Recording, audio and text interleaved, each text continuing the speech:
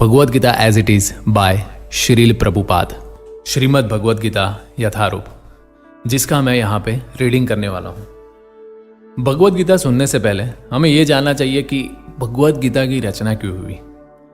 आज से करीबन 5000 साल पूर्व महाभारत के युद्ध में भगवान श्री कृष्ण ने अर्जुन को गीता कही थी।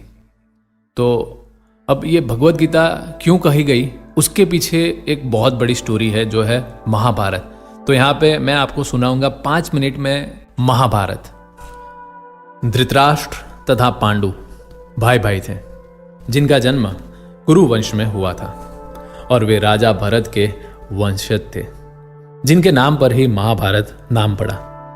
चूंकि बड़ा भाई धृतराष्ट्र जन्म से अंधा था, अतएव राज सिंहासन उसे न मिलकर उसके छोटे भाई पांडु को मिला। पांडु की मृत्यु अल्प आयु में हो गई, अतएव उसके 5 पुत्र युधिष्ठिर, भीम, अर्जुन, नकुल तथा सहदेव धृतराष्ट्र की देखरेख में रख दिए गए, क्योंकि उसे कुछ काल के लिए राजा बना दिया गया था। इस तरह धृतराष्ट्र तथा पांडु के पुत्र एक ही राजमहल में बड़े हुए।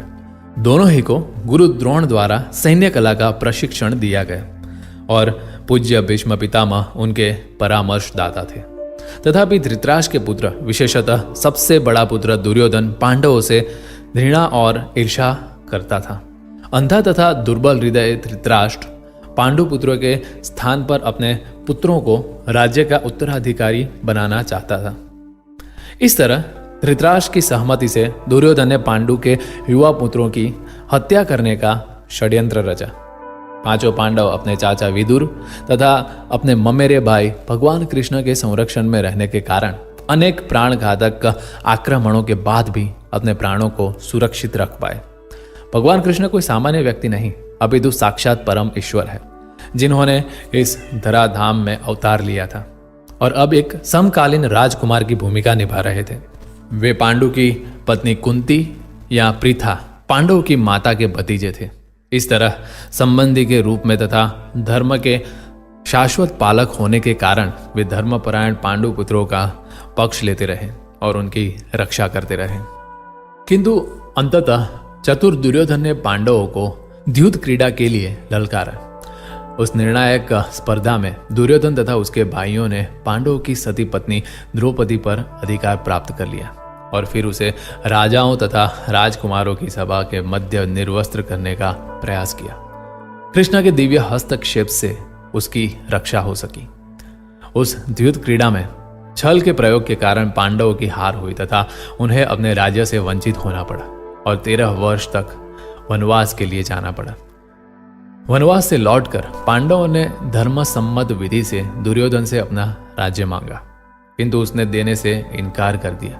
क्षत्रियों के शास्त्रोनुमोदित कर्तव्य को पूर्ण करने के लिए 5 पांडवों ने अंत में अपना पूरा राज्य न मांगकर केवल 5 गांवों की मांग की, किंतु दुर्योधन सुई की नोक पर भी भूमि देने के लिए सहमत नहीं हुआ। अभी तक तो पांडव सहनशील बने रहे, लेकिन अब उनके लिए युद्ध करना अवश्यंभावी हो गया। विश्व भर के राजकुमारों में से कुछ धृतराष्ट्र के पुत्रों के पक्ष में थे तो कुछ पांडवों के पक्ष में।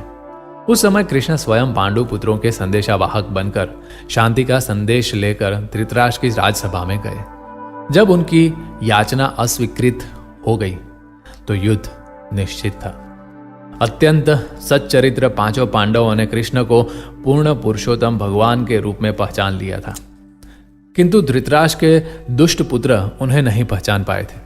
फिर भी कृष्ण ने विपक्षियों की इच्छा अनुसार ही युद्ध में सम्मिलित होने का प्रस्ताव रखा।